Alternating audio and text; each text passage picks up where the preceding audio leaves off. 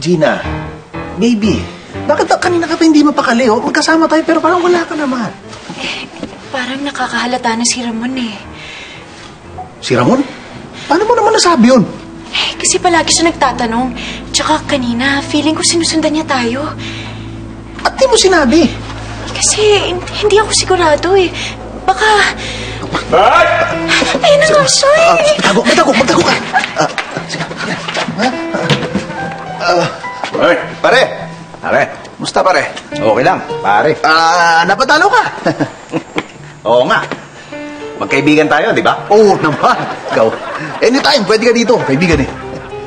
Kilala mo yung girlfriend ko, di ba? Si Gina. Gina. Mm-hmm. Oo naman. Banggit mo. Kakaproblema ako sa girlfriend ko eh. Talaga? Mm-hmm. Bakit? Madalas pag dumadating ako ng bahay, naabutan ko siya, may kausap. Pero pag nakita niyang dumating na ako, biglang binababa yung telepono. Tapos pag magkasama naman kami, at may tumawag sa kanya, parang hindi niya sinasagot agad. Lumalayo muna, doon siya sa hindi ko maririnig, at saka niya sasagutin. Di ba nakakaduda? Medyo. Hindi lang yan, pare. Palaging ginagabi. Minsan, inuumaga na uwi. Tapos tatawag ako sa opisina nila. Tinatanong ko kung nag-overtime, hindi naman daw.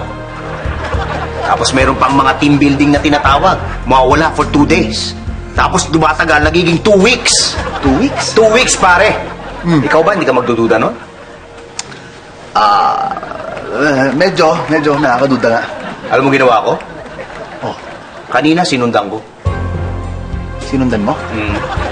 Bakay ako ng kotse ko, nakita ko siya, sumakay ng taxi.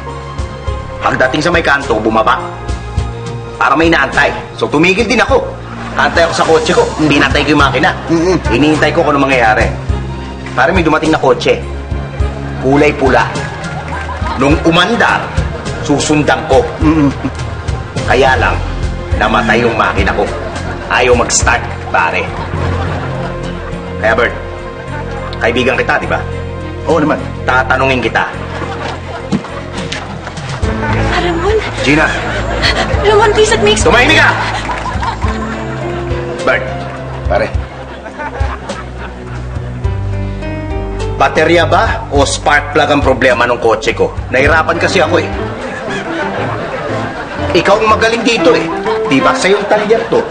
Tagal mo na ako sineservisyon. Hindi ko alam kung... At nahirapan na ako, pare. Ayaw umi-start talaga eh.